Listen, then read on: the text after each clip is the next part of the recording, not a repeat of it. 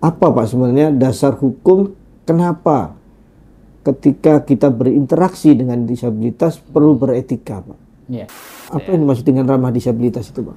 Kalau menurut pengamatan dari Bapak selaku Ketua Pertimbangan Tim Penyandang Disabilitas, sudah terpenuhi tidak akses ke pengadilan?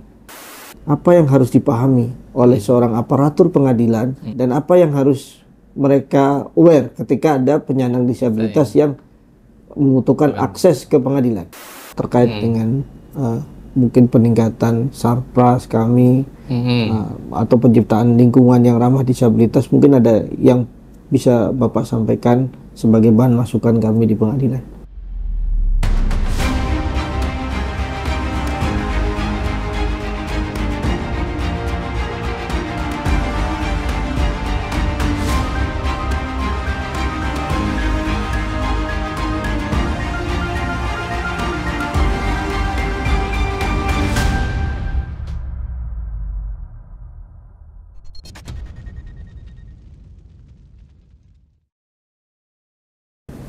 Assalamualaikum warahmatullahi wabarakatuh, Sobat Podium yang dirahmati Allah Subhanahu wa Ta'ala. Semoga kita dalam keadaan selalu sehat. Hari ini telah hadir narasumber kita. Assalamualaikum Bapak yang terhormat Pak Gufroni Sakaril, Dr. Andes, Magister Manajemen. Betul mungkin Pak ya? Betul, terima kasih. Lahir di Sragen 22 Februari 1966. Betul Pak ya? Beliau ini adalah selaku Ketua Dewan Pertimbangan Perkumpulan Penyandang Disabilitas Indonesia. Selamat datang Bapak.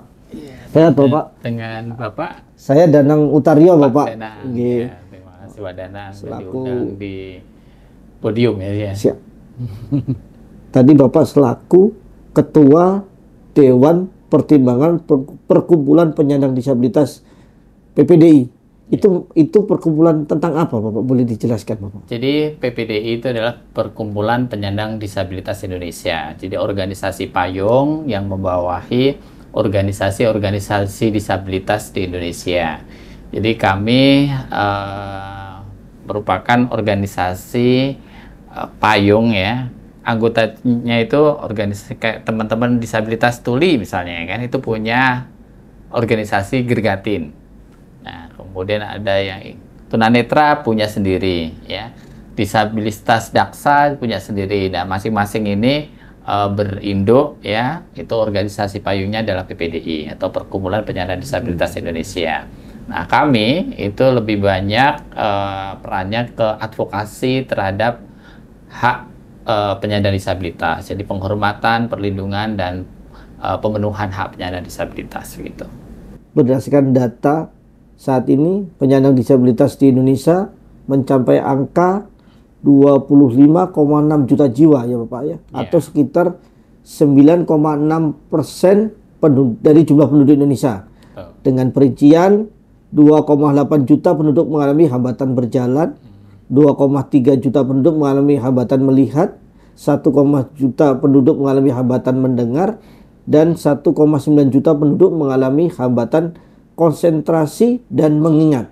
Nah, kesemuanya ini ada tersebar di beberapa provinsi di Indonesia. Satu sisi Bapak Mahkamah Agung melalui Direktorat Jenderal Badan Peradilan Umum telah mendorong Satker Pengadilan Negeri dan Pengadilan Tinggi untuk membentuk pengadilan yang inklusif atau pengadilan yang ramah disabilitas. Berdasarkan SK Dirjen Badilum nomor 1982 DJU SK garing PS.00/12 tahun 2020 tertanggal 22 Desember 2020 tentang pedoman pelaksanaan penyandang disabilitas di PT dan di PN, Pak. Kemudian untuk mengimplementasikan peraturan tersebut menerbitkan buku saku pedoman etika berinteraksi dengan penyandang disabilitas di lingkungan peradilan umum. Dengan harapan buku saku ini menjadi pedoman bagi pelaksanaan pelayanan kepada pencari keadilan dan pengguna layanan pengadilan, yaitu tertanggal 14 Oktober 2022. Baik Bapak, kemudian kembali saya kepada narasumber kita, Pak Gufroni. Apa Pak sebenarnya dasar hukum kenapa ketika kita berinteraksi dengan disabilitas perlu beretika, Pak? Ya, ini disabilitas ini kan sebenarnya sama ya sebagai warga negara. Ya, mereka juga dilindungi oleh undang-undang.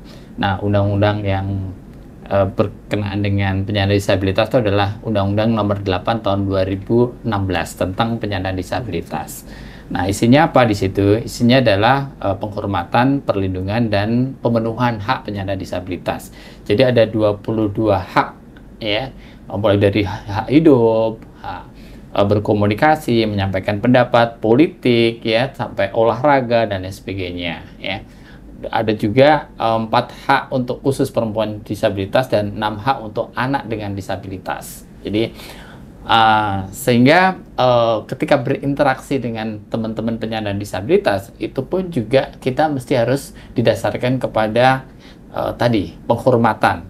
Jadi intinya adalah kita respect, ya. Jadi menghormati penyandang disabilitas sebagaimana menghormati yang non disabilitas. Kan kalau hidup saling menghormati ini enak. Demikian juga kalau misalnya teman-teman disabilitas mereka diperlakukan dengan baik, ya, istilah orang Jawanya itu diuongke, ya, diorangkan, ya, dimanusiakan, mereka juga akan lebih senang, ya, bisa berinteraksi dengan teman-teman yang non disabilitas. Karena salah satu kendala terbesar dari teman-teman disabilitas itu adalah minder, ya, rasa kurang percaya diri, ya.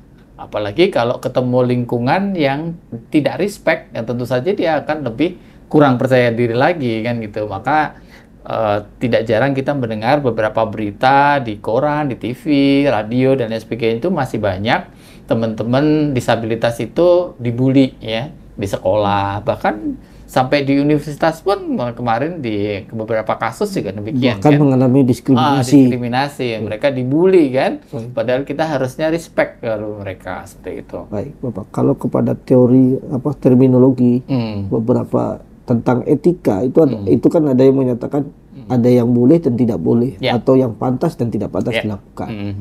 Itu tadi menggarisbawahi apa yang Bapak sampaikan tadi, bahwa terhadap penyandang disabilitas harus ada etikanya ketika kita berinteraksi. Artinya ada hal yang boleh dan tidak boleh. Betul demikian, Bapak, ya. Baik. Apa, Pak, yang dimaksud dengan penyandang disabilitas dan apa saja ragam disabilitas itu, Pak? Ya, penyandang disabilitas ini adalah seseorang, ya, yang mengalami hambatan, ya, itu baik itu fisik, sensorik, kemudian intelektual, mental, ya, dalam waktu yang lama sehingga dia tidak bisa berinteraksi dan ada hambatan dengan lingkungan sehingga mereka tidak bisa berinteraksi dengan baik, ya. Nah, sebenarnya kedisabilitas seseorang itu bukan pada orangnya, tetapi pada lingkungannya. Saya ibaratkan, misalnya saya gambarkan demikian. Misalnya ada seorang yang pakai kursi roda. Mereka akan menuju ke sebuah gedung, tapi gedungnya itu bertangga. Mereka kan nggak bisa, ya kan? Nah, yang salah bukan disabilitas dengan kursi rodanya, tapi karena gedungnya yang tidak akses. Maka lingkungan yang kondusif, lingkungan yang akses ini akan bisa memudahkan teman-teman disabilitas untuk berinteraksi, seperti itu. Demikian juga untuk hambatan-hambatan yang lain, ya, teman-teman tuli. Teman tuli nggak bisa diajak ngobrol gini, ya, karena bahasanya beda, dia bahasa isyarat, kan, gitu kan. Diajak diskusi deh, mereka bingung ini mau pada ngomong apa, gitu ya. Nah, maka aksesnya apa? Ada bahasa isyarat atau mungkin ada teksnya seperti itu, sehingga bisa akses seperti itu. Jadi maka penting, ya, bagi teman-teman penyandang disabilitas itu mendapatkan tadi apa haknya tadi, ya, hak untuk bisa berinteraksi dengan lingkungan, ya, atau istilahnya akomodasi yang layak, ya, atau dengan juga atmosfer atau ekosistem yang mendukung, ya. Jadi kalau mereka punya ekosistem yang mendukung, maka disabilitas akan bisa berinteraksi, akan bisa berpartisipasi, ya, akan bisa menjadi apa saja yang dia inginkan, seperti itu. Baik, berarti dimanapun berada, sebuah lingkungan itu harus ramah disabilitas. Harus ramah disabilitas. Apa yang dimaksud dengan ramah disabilitas itu, Pak? Ramah disabilitas itu adalah satu kondisi ataupun keadaan di mana disabilitas itu dengan mudah bisa mengakses berinteraksi dengan orang lain. Baik itu lingkungan fisik maupun yang non fisik. Fisik tentu seperti jalan ya, terus kemudian tadi peralatan-peralatan ya dan lain sebagainya. Non fisik ya seperti kayak bahasa isyarat ya, kemudian lingkungan yang mendukung ya kan, termasuk juga ada beberapa kondisi yang buat disabilitas itu butuh ketenangan, misalnya seperti itu. Itu adalah beberapa lingkungan yang ramah disabilitas ya, bukan hanya fisik tetapi juga non fisik ya. Non fisik misalnya juga informasi misalnya kan. Kan banyak juga teman-teman disabilitas itu kadang-kadang nungguin kereta, tapi pengumumannya dia tuli, tapi pengumumannya melalui audio, dia nggak denger ya. Iya kan? Ya betul. Berarti kan nggak akses tuh ya kan, non fisik kan. Ya. Jadi dia ketinggalan gara-garanya apa? Gara-garanya nggak, pengumumannya dia nggak dengar. Begitu ini, lu mana tadi? Oh sudah berangkat ternyata keretanya. Baik, berarti lingkungan harus mendukung disabilitas berinteraksi. Betul. Kan itu ya, Pak ya? Betul, ya. Kalau lebih saya skupkan lagi bahwa mengkerucutkan kembali bahwa seperti prolog saya di depan tadi adalah pembuka saya bahwa Mahkamah Agung telah ramah disabilitas. Nah, kalau menurut penilaian atau pengamatan dari Bapak selaku Ketua Pertimbangan Tim Penyandang Disabilitas, bagaimana apakah sudah terpenuhi tidak akses ke pengadilan? Karena kan setiap warga negara harus punya kedudukan sama di bidang hukum, akses yang sama terhadap keadilan. Bisa disampaikan? Iya, saya beberapa kali mengunjungi pengadilan negeri ya, pengadilan tinggi juga ada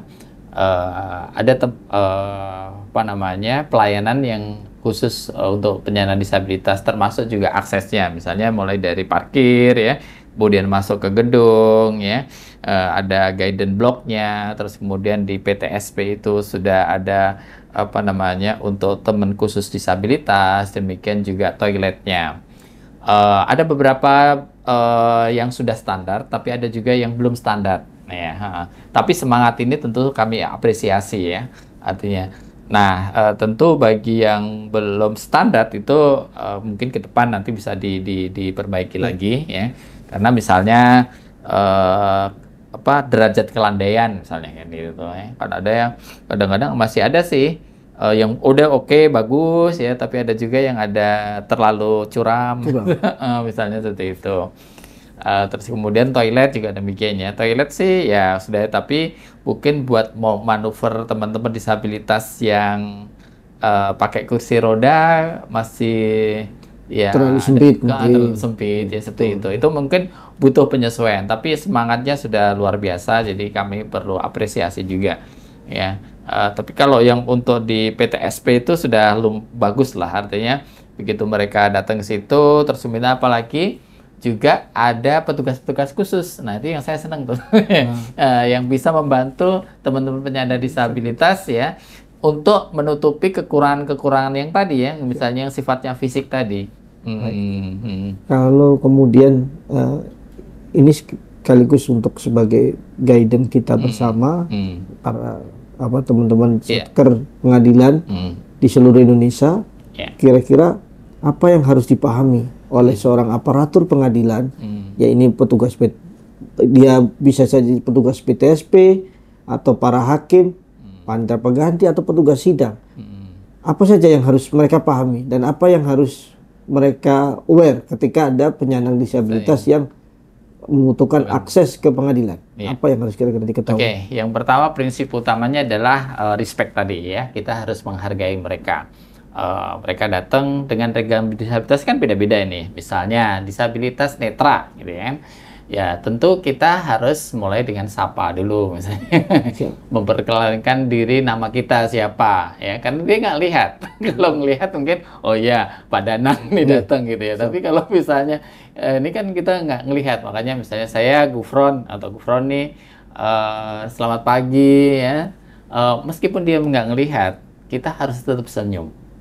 Nah, ini yang kadang-kadang orang lupa. Karena produksi suara senyum beda dengan produksi suara tidak senyum, kan gitu kan? mereka berasa juga itu loh ya. Betul. Senyum, sapa, ya kan? Nah, kalau misalnya dia butuh bantuan dan lain sebagainya, bisa juga dengan sentuh, ya kan? Karena butuh digandeng ya atau dituntun dan lain sebagainya seperti itu atau ditunjukkan arah, ya kan? Itu disentuh, ya seperti itu. Nah, kalau dia bawa pendamping, kadang-kadang kan dia bawa pendamping. Meskipun ya dia tidak melihat, kita tidak boleh berbicara menghadap ke pendamping. Harus ke yang disabilitas ya. Baik itu tuli, netra, atau disabilitas mental, termasuk disabilitas intelektual misalnya. Intelektual juga begitu kan, Down syndrome dan lain sebagainya itu kan yang mungkin lebih aktif yang bicaranya kan lancar kan justru pendampingnya, ibunya atau bapaknya atau bibinya atau pengasuhnya ya. Tapi kita dilarang ya untuk menghadap dalam berbicara itu ke pendampingnya, tapi harus ke disabilitasnya. Walaupun tidak melihat, walaupun mereka tidak mendengar. Ini merupakan bagian dari respect tadi ya, respect ya. Jadi prinsipnya tadi salam, sentuh, sapa, senyum, ya kan. Nah nanti masing-masing disabilitas tentu mempunyai cara sendiri-sendiri, cara menuntun untuk teman-teman disabilitas netra ya. Cara berkomunikasi dengan tuli misalnya pakai bahasa isyarat. Kalau nggak bisa bahasa isyarat ya mungkin temennya yang bisa menerjemahkan pakai interpreter, atau kita ada beberapa teman-teman disabilitas tuli itu bisa membaca bahasa bibir. Jadi kalau kita ngomong bicara di depan dia paham tuh ya, karena dia baca bahasa bibir kita seperti itu. Walaupun harus pelan-pelan, nggak bisa ini ya. Tapi kalau misalnya tetap aja dia mungkin nggak paham dan lain sebagainya, ya mungkin kita bisa dengan tulis. Ya, jadi apapun bisa dilakukan, tapi prinsipnya tadi kita mesti harus menghargai mereka dan tidak boleh berbicara dengan mereka, tidak menghadap mereka. Ya, kadang kan saya sering tuh lihat tuh orang ini bicaranya bukannya sama disabilitas ya, tapi sama pendampingnya. Yang kebanyakan seperti itu.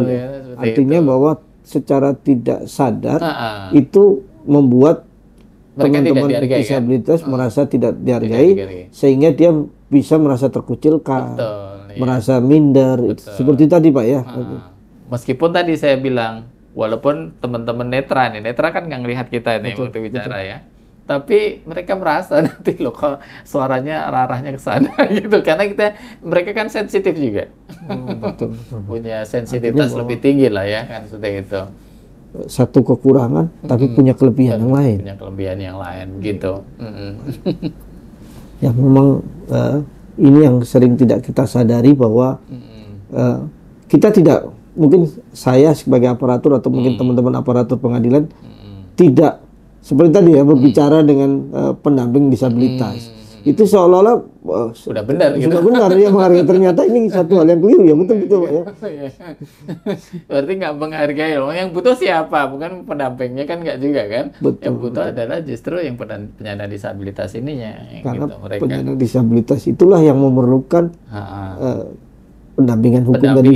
Betul. Nah, dimanapun ya, di pengadilan atau mungkin di tempat lain seperti itu. Apalagi pengadilan kan mereka yang artinya subjeknya kan di dia gitu.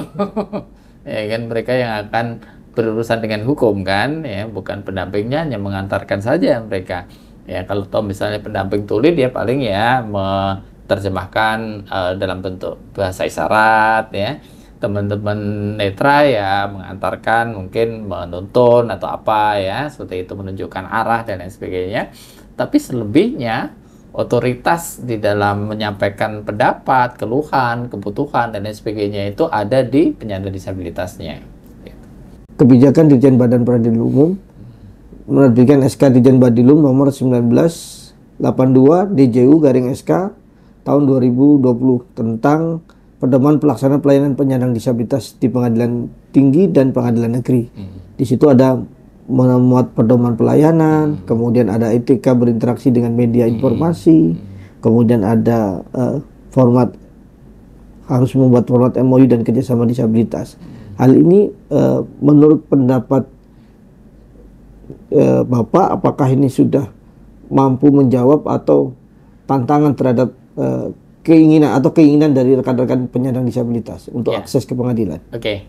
Jadi ini satu langkah maju ya di MA. Tentu kan mulainya dari Undang-Undang Nomor 8 ya, kemudian ada peraturan pemerintah, kemudian ada keputusan MA mungkin ya, atau sampai pedoman ya, bahkan sampai buku sakunya ya, begitu ya. Nah, ini kan semuanya dalam rangka implementasi. Jadi implementasi terhadap Undang-Undang Nomor 8 tahun 2016 ya. Tentu di bidang atau di sektor pengadilan kan seperti itu. Nah, tentu kami menyambut baik ya, karena itulah yang nantinya akan dirasakan langsung oleh teman-teman disabilitas, ya kan? Jadi kalau udah dibuat pedomannya, terus bahkan ada buku sakunya, diimplementasikan ya di pengadilan ya, dan nanti akan diuji ketika teman-teman disabilitas ke pengadilan itu kan memang secara persentase beda-beda nih antara pengadilan satu dan pengadilan yang lain kan. Bisa jadi dalam setahun cuman ada 2, ada yang 5, dan lain sebagainya. Tetapi berapapun jumlahnya ya, itu mereka namanya juga hak ya gitu ya. Harus dipenuhi kan seperti itu, harus dipenuhi ya. Bahkan yang sekarang pun pengadilan belum pernah menerima atau kedatangan tamu penyandang disabilitas pun ya, alangkah baiknya juga mulai disediakan ya. Kita tidak tahu ya kapan ada disabilitas di situ ya, seperti itu ya. Jadi memang standarnya demikian. Jadi ketika ada teman disabilitas masuk ke pengadilan, apalagi kalau sudah ada petunjuknya, ada pedomannya, ada buku sakunya dan lain sebagainya, mudah-mudahan ini sangat membantu baik itu pengadilan dan juga penyandang disabilitas di dalam menjalankan tugasnya ya sebagai aparat di pengadilan. Demikian juga bagi teman-teman disabilitas juga bisa memudahkan mereka untuk bisa menyampaikan keluhannya ataupun ini yang berkaitan dengan hukum seperti itu. Etika dan berinteraksi dalam berinteraksi dengan penyandang disabilitas itu berarti tidak hanya dalam bentuk komunikasi verbal dan non-verbal. Apa betul demikian? Etika ini kan sebenarnya baik dan buruk ya. Apa yang harusnya dan apa yang tidak boleh kan seperti itu. Nah, tentu bukan hanya di komunikasi saja ya, tetap sebenarnya komunikasi itu kan hanya bagian kecil aja dengan perilaku-perilaku yang lain ya. Komunikasi dalam arti verbal tentu bicara mengenai kata-kata yang boleh dan tidak boleh. Misalnya disabilitas, ada istilah disabilitas, ada istilah cacat. Nah, kita menghindari nih kata-kata cacat ini, ya kan? Atau disabilitas, ada orang normal. Nah, ini menghindari nih orang normal nih. Karena kalau orang normal berarti disabilitas nggak normal kan. Gitu kan. Kalau fisik ada juga yang bilang buntung ya, ada yang bilang kalau mental itu bilang gila ya, itu harus dihindari tuh beberapa terminologi ya atau istilah-istilah yang mendiskreditkan atau mungkin yang bisa berkonotasi negatif ya. Kita harus mentransformasi istilah negatif itu menjadi istilah yang positif ya. Seperti dulu istilah disabilitas itu awalnya dulu kan cacat. Ya, makanya dulu namanya PPD itu PPCI, Persatuan Penyandang Cacat Indonesia. Betul. Nah, sekarang jadi disabilitas ya, lebih konstruktif lah ya dibanding dengan kata-kata cacat seperti itu. Nah, selebihnya tentu penyediaan istilahnya tempat, kemudian peralatan dan lain sebagainya itu bagian sebenarnya yang tak terpisahkan juga dari bagaimana kita bisa men-serve atau menyediakan kebutuhan penyandang disabilitas ya. Kita pengen menghormati tetapi kita tidak menyediakan, misalnya kan sama juga ya. Betul. Atau sebaliknya kita menyediakan tempatnya, tapi kita tidak menghormati mereka, itu juga sama-sama menyedihkan, ya kan? Jadi harus satu paket itu ya.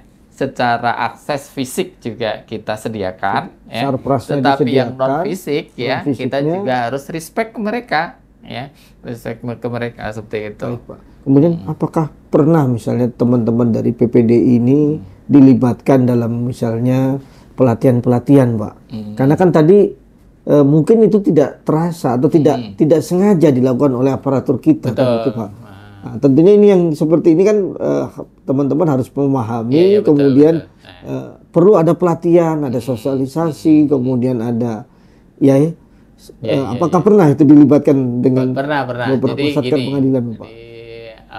Di Bandilum juga itu di beberapa tempat ya, itu salah satu sesi di mana kebetulan PPDI diajak untuk mengisi sesi tersebut. Salah satunya adalah materi tentang bagaimana berinteraksi dengan teman-teman disabilitas ya. Bahkan saya mengajak teman disabilitas yang netra gitu ya sebagai contoh gitu. Seperti itu. Jadi semacam ada praktek nyata nih bagaimana menuntun teman-teman disabilitas, bagaimana mereka berkomunikasi dengan teman disabilitas ya, baik itu dengan tuli, baik itu dengan netra, baik itu dengan disabilitas daksa pakai kursi roda, ya itu ada etikanya juga itu. Dengan kalau daksa kan sebenarnya kalau komunikasi kan nggak ada hambatan kan, mereka bisa bicara ya. Tetapi cara berkomunikasinya ada. Cara berkomunikasi kan mereka pakai kursi roda nih, betul. Posisi kita berdiri. Nah itu sebenarnya nggak elok kalau kita tetap berdiri. Kita harusnya lebih jongkok. Karena harus sejajar kayak gini. Sejajar. Maksudnya misalnya ini. Betul. Bapak Pak Danang ini duduk nih. Terus saya diwawancari saya berdiri kan nggak sopan ini. Betul. Maka saya juga harus duduk kan gitu. Jadi itu sama. Bagian daripada etika. Betul. Maka jangan heran waktu dulu saya kebetulan jadi deputy di INAPCO, jadi yang Paralimpik itu yang di Jakarta itu. Nah, salah satu sesi yang menarik adalah ketika Presiden Jokowi itu berbicara dengan penyandang disabilitas kursi roda. Jadi Pak Presiden jongkok. Iya. Itu sempat viral juga kan. Betul. Nah, itu bagian daripada edukasi juga kepada masyarakat gitu loh kan. Seperti itu. Terkadang memang mau tidak mau harus kita belajar, kemudian kita pahami dan kita laksanakan dan kita praktekkan karena jangan sampai misalnya ketika akan mengakses pengadilan menjadi lambatan artinya menjadi canggung kemudian segan atau tidak mendapatkan informasi yang diinginkan, akhirnya menjadi hambatan untuk meraih akses keadilan. Itu memang juga menjadi tantangan buat kita rekan-rekan pengadilan, rekan-rekan penegak hukum untuk memberikan pelayanan terhadap disabilitas. Saya cuma lupa satu ya. Ketika ingin menawarkan bantuan kepada penyandang disabilitas kan ada petugas nih ya. Jangan lupa harus minta izin dulu. Untuk apa itu, Pak? Maksudnya mekanisme izin ini apakah bentuk tawaran? Misalnya bisa saya bantu, misalnya gitu. Karena tidak semua penyandang disabilitas itu harus dibantu. Bisa aja dia sendiri, gitu. Betul. Atau misalnya nih, nggak tiba-tiba ada penyandang disabilitas dia dia netra nih. Tiba-tiba tangannya ditarik gitu aja. Ya nggak bisa lah, itu tersinggung dia. Betul. Tadi yang sapa dulu dan lain sebagainya. Baru kalau dia mau membantu itu, Bapak bisa saya bantu, misalnya kan.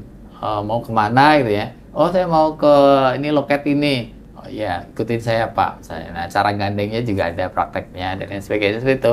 Jangan tiba-tiba aja main ditarik aja. Nariknya ya mending bener, kalau salah kan ya malah berbahaya gitu. Berbahaya kepada secara tidak sengaja akan mencederai penyandang disabilitas, begitu Pak ya. Itu berlaku juga misalnya kepada teman-teman yang pakai kursi roda. Kursi roda kan kadang-kadang payah ya untuk mobilitasnya. Betul. Itu karena dia harus pakai tangannya dan lain sebagainya. Bayangkan kalau misalnya ada petugas yang tiba-tiba aja mendorong aja dari belakang gitu ya. Kaget dia kan. Betul. gitu. Ya, Dan harusnya kursi roda seperti tadi bertanya dulu, bertanya dulu, menyapa, sapa salam, dulu Ibu, ya, selamat pagi, saya petugas di sini, apa ingin yang bisa membantu saya saudara, bantu? Gitu apa kan. yang bisa dibantu, betul, betul. Seperti itu. Jadi kalau main dorong-dorong aja, karena kursi roda, bagi teman-teman pakai kursi roda, itu seperti baju. Jadi nggak bisa main pegang-pegang tanpa izin. Gitu. Jadi yang itu penting nih, izin apa namanya untuk membantu itu penting, menawarkan ya, apakah apa yang bisa saya bantu atau bolehkah saya membantu, silakan. Regulasinya sih monggo aja. Sarana dan prasarana yang ada di pengadilan, Pak, terkait misalnya penerapan guiding block, warning block. Nah, seperti itu kalau kita tahu ada di beberapa satker itu ada yang terbuat dari karet misalnya, ada yang dari paving block, kemudian ada yang terbuat dari macam-macam, ada yang dari besi. Itu kalau yang paling aman dan sesuai standar yang mana, Pak? Gini, prinsipnya sebenarnya itu sebenarnya tanda ya. Tanda materi sangat tergantung dari kearifan lokal juga ya, karena ada beberapa yang susah nyari bahannya itu kan. Makanya ya yang penting ada tanda itu, karena kan itu sebenarnya nanti akan disentuh oleh si penyandang disabilitas tuli netra dengan tongkat mereka kan ya. Oh ini bulat-bulat, ini lurus ya kan, dan lain sebagainya seperti itu. Nah, masalah bahan ya itu nggak ada ketentuan khusus sebenarnya ya, tetapi ada beberapa yang cukup bagus ya kan, yang seperti yang kalau yang agak apa namanya biayanya nggak terlalu mahal ya, yang kayak karet ditempel itu ya. Tapi kalau misalnya mau pakai yang kayak bentuknya keramik atau ubin ya, itu tentu lebih kokoh ya kan mereka seperti itu kan. Atau mungkin dia bikin sendiri juga, ada beberapa tempat itu malahan bikin sendiri, maksudnya yang cuman tanda-tanda apa dicap aja, karena kan mereka beli juga mahal ya. Ya yang ada apa resourcesnya di daerah itu ya cuman kayak gitu aja ya, nggak apa-apa sebenarnya ya. Tetapi yang jelas apa bentuknya ya itu ada lurus, ada bulat-bulat, dan juga kalau disentuh sama teman-teman disabilitas netra itu berasa. Oh ini berasa kan, ini krik-kriknya itu ya. Sehingga itu mereka menjadi merasa tanda bagi yang bersangkutan apakah akan berjalan lurus ataukah berbelok atau berhenti ya, gitu. Itu aja sih sebenarnya. Masalah warna juga, walaupun ada juga penjelasan warna kenapa harus kuning gitu misalnya gitu ya. Nah itu ada penjelasannya kenapa harus kuning gitu ya. Misalnya kuning itu adalah warna terakhir yang bisa diakses oleh teman-teman netra misalnya. Berarti warna yang selain kuning tidak terakses atau seperti apa, Pak? Kan kalau disabilitas netra itu mulai dari low vision, Mas, Pak. Iya. Low vision itu yang hanya bisa melihat jaraknya cuma 1 meter. Itu pun juga lamat-lamat. Jadi gelap terang masih kelihatan lah, gitu. Kadang-kadang bisa baca tapi hurufnya harus besar-besar gitu. Ya itu. Sampai totally blind. Nah kalau totally blind kan nggak butuh warna. Iya. Betul. Nggak butuh warna. Karena yang kita tahu kan warnanya kuning ya. Iya. Oh, enggak. Ya itu bagus bagi teman-teman yang apa namanya disabilitasnya itu low vision. Atau mungkin masih bisa melihat gelap terang. Terangnya masih ada. Kadang-kadang lihat sih cuman bayangan doang. Itu siapa? Pokoknya ada orang dateng deh gitu. Katanya gitu. Tapi siapa nggak ngerti, nggak jelas soalnya. Kabur gitu. Sama teman-teman tuli juga akan ada derajatnya juga. Ada yang masih dengar tapi sayup-sayup. Tapi ada juga yang totally apa namanya tuli gitu loh ya kan, deaf. Jadi sama sekali nggak dengar. Mau ada bom apa sih nggak dengar. Nah itu biasanya dia memang pakai bahasa isyarat tuh. Ya nggak bisa pakai, jarang yang ini pakai bahasa bibir gitu. Karena kan dia nggak pernah dengar. Tapi kalau yang pernah dengar ya dia pasti tahu bisa bahasa bibir. Jadi kalau itu ada derajatnya, ada desibelnya. Makanya kan ada bantuan hearing aid. Ya hearing aid itu nggak bisa alat kemudian dipakai, harus diukur dulu. ya. Berapa desibel, terus kemudian alatnya akan disesuaikan, ya. Itu pun juga ada yang memang bisa membantu dalam arti kalau masih bisa dibantu dengan alat bantu, tapi kalau misalnya tidak ya udah nggak usah pakai aja, percuma juga misalnya itu kan sama sekali juga nggak bisa Karena sama sekali tidak bisa mendengar. ya. Totally misalnya udah rusak atau dulu kena penyakit atau gimana sih nggak tahu juga itu nggak bisa, ya susah juga. Makanya ada juga teman disabilitas yang pakai hearing aid, tapi ada juga yang sama sekali nggak pakai kan. Iya, betul. Dia mengandalkan bahasa isyarat aja gitu loh kan. Bahkan orang-orang tuli itu ya, kalau tuli itu ya bagusnya yang pakai bahasa isyarat. Yang terbaik adalah yang menggunakan bahasa Karena isyarat. itu yang difahami oleh semua, ya kan. Baik, Dan baik. bahasanya juga lebih universal kan. Iya. Seperti itu. Penutup dari Bapak terkait dengan ini, ada yang ingin disampaikan atau ada yang ingin ditambahkan dari keterangan-keterangan yang tadi Bapak mungkin? Ya, jadi gini, memang prinsip utama berinteraksi dengan penyandang disabilitas itu adalah respect, ya. Jadi menghormati disabilitas sebagaimana menghormati yang non disabilitas, ya kan? Karena mereka setara, ya.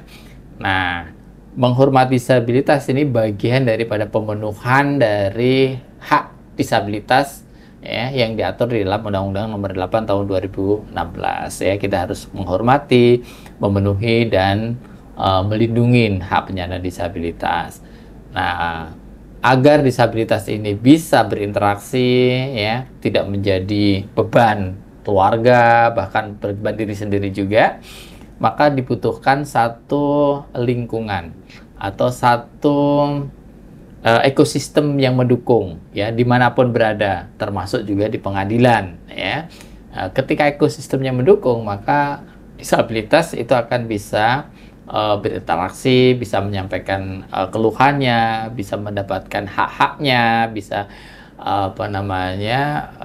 mencapai apa yang mereka tuju lah, seperti itu ya, dimanapun berada, ya, begitu di pengadilan ataupun di tempat-tempat lain seperti itu. Jadi itu saja sih yang perlu, ya, karena kebutuhan penyandang disabilitas itu sebenarnya samalah dengan yang non disabilitas, ya, butuh dihargai, butuh dihormati, ya, sehingga mereka bisa menjadi seseorang manusia seutuhnya seperti itu. Baik, mungkin ada masukan Pak terkait dengan mungkin peningkatan sarpras kami atau penciptaan lingkungan yang ramah disabilitas, mungkin ada yang bisa Bapak sampaikan sebagai bahan masukan kami di pengadilan. Ya, memang penyediaan sarana dan prasarana ini sebenarnya kan sudah diatur, ya. Diatur di dalam satu undang-undang, kemudian ada perma, ada juga petunjuk, ya, teknis dan lain sebagainya seperti itu. Namun saya lihat sih di beberapa pelaksanaan atau implementasinya itu kadang-kadang kan nggak standar, nih, ya. Nah, sayang gitu ya, sama-sama mengeluarkan biaya tapi nggak standar, ya. Nah, alangkah baiknya kalau di dalam pelaksanaannya itu melibatkan teman-teman penyandang disabilitas, ya. Karena dengan melibatkan teman-teman penyandang disabilitas nanti bisa langsung dipraktekkan, bener nggak nih sekian, ya. Dan sering-sering kan menyerahkan kalau di sarana prasarana itu sering kita menyerahkan kepada kontraktor. Iya, Ya kan? Dan betul. tidak ada pendampingan atau pendampingan dan lain konsultasi sebagainya. dengan teman-teman dan lain penyandang sebagainya. disabilitas. Iya, gitu kan. Bahkan sama yang ngasih project pun juga nggak, nih Pak, belum tentu memang mereka baca. Betul. Kontraktornya baca. Belum tentu tahu tentang hal itu. Kontraktornya baca pun cuman ya ini sebagian. Nah, atau yang ngerjain misalnya ada, taruhlah di situ ada mandor, ada apa emang mandornya tahu. Tukangnya emang tahu. Baik. Terus Yang penting miring aja kan. Untuk mencegah itu Pak, kan kita harus melibatkan disabilitas. Ya, Teman-teman betul. penyandang disabilitas. Siapa yang bisa kami hubungi misalnya? Enggak, terkait dengan kalau itu? PPDI kan hampir di setiap kota, terutama di provinsi sih ada, ya, ada ada perwakilan kami ya di sana. Kalau ataupun tidak, nanti bisa juga telepon ke saya atau mungkin ke pengurus yang lain, ya. Saya juga pernah ditelepon oleh pengadilan negeri di beberapa kota gitu ya, minta nomornya teman-teman pengurus di PPDI di daerah ya. Emang di daerah ini pengurus PPDI juga bervariasi, ada juga yang paham ya mengenai sarana prasarana, ada juga yang belum. Nah, biasanya kami kan nanti koordinasi, kan ada bukunya ya, ada derajatnya di situ ya. Sebenarnya itu sudah oke lah, maksudnya secara aturan main itu sudah oke, hanya saja di pelaksanaan itu sering miss tuh gitu ya. Dia ya enggak, kita perlu maklumi juga sih ya, karena memang kadang-kadang waktunya mepet ya, terus koordinasinya kurang ya. Ini kan gampang diucapkan tapi dalam pelaksanaannya kan nggak gampang. Iya, iya. Seperti itu. Artinya perlu diuji coba, Betul, perlu dirasakan ini gitu Pak ya. Jadi syukur-syukur kalau misalnya udah jadi atau sebelum jadi itu sudah mulai melibat, sebelum jadi nih dalam perencanaan melibatkan penyandang disabilitas. Itu ukurannya berapa? Oh, di aturan 90. Oh ya 90 masuk kayak gitu kan. Mau ditambahin lebih bagus misalnya gitu kan. Ini standar itu namanya standar kan 90. Saya lihat beberapa pintu disabilitas walaupun sudah ada tandanya akses kan prosedurnya nggak masuk. oh, Ya di banyak tempat saya nggak tahu di pengadilan beberapa. Jadi kemarin tuh ada juga sih, tapi sudah ada rencana untuk dibongkar misalnya seperti itu atau disesuaikan seperti itu. Nah memang tergantung biaya juga dan lokasi ya. Kalau mau standar dan luxury ya lihat aja di bandara. Bandara oke itu, bandara itu manuvernya teman disabilitas oke, ya kan. Terus kemudian ada pegangannya, ya kan. Nah itu cuman kan yang jadi persoalan kan bangunan-bangunan yang khusus disabilitas itu sangat sedikit dimanfaatkan oleh teman-teman disabilitas ya, kadang-kadang dimanfaatkan yang non disabilitas kan gitu, kita yang disayangkan kayak gitu. Nah kenapa dimanfaatkan? Karena disabilitasnya nggak ada. Ya bisa jadi kan nggak ada yang make, daripada idle kan ini nggak apa-apa ya. Tapi nggak apa-apa, saya sih fine, nggak apa-apa karena daripada nggak dipakai kan. Dipakai aja ya. Kalau misalnya yang umum penuh ya nggak apa-apa, cuman memang itu prioritas untuk penyandang disabilitas. Jangan justru malah gini, karena nggak dipakai maka dikunci. Nah itu salah. Karena kita nggak tahu kapan kan mereka berdatangan disabilitas gitu kan. Jadi, jadi saya pernah datang ke satu lokasi di di tempat wisata gitu ya. Ada itu bagus loh disabilitas ini gini. Nah akhirnya gue datang nih ke situ. Saya datang ke situ. Terus loh kok dikunci gitu kan? Betul. Terus saya nanya ini sama petugasnya di sini, kenapa ini dikunci gitu kan? Ya Pak, ini buat disabilitas yang ini. Bukan. Jadi disabilitas itu jangan dikunci. Justru kalau dia memang kepengen cepet gimana? Nah, nungguin orang dulu. Iya. Itu harusnya tetap dibuka, ya kan? Karena gitu. tidak tahu kapan mereka datang, ya kan? Teman-teman disabilitas membutuhkan itu dan akan memanfaatkan itu. Betul, ya kan. Makanya kita harus sediakan ya. Istilahnya kebutuhan penyandang disabilitas itu kapanpun mereka butuhkan seperti itu. Terima kasih pemaparannya. Kesimpulan hari ini bahwa etika berinteraksi dengan penyandang disabilitas tidak hanya sebatas pada komunikasi verbal dan nonverbal, melainkan juga menggunakan media informasi.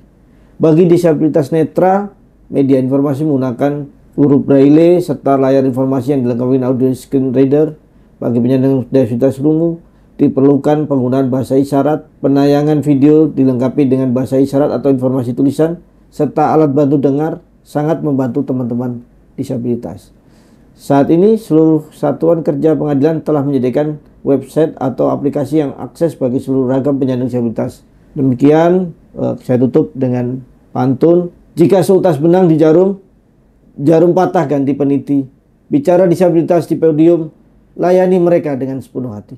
Terima kasih. Terima kasih ya.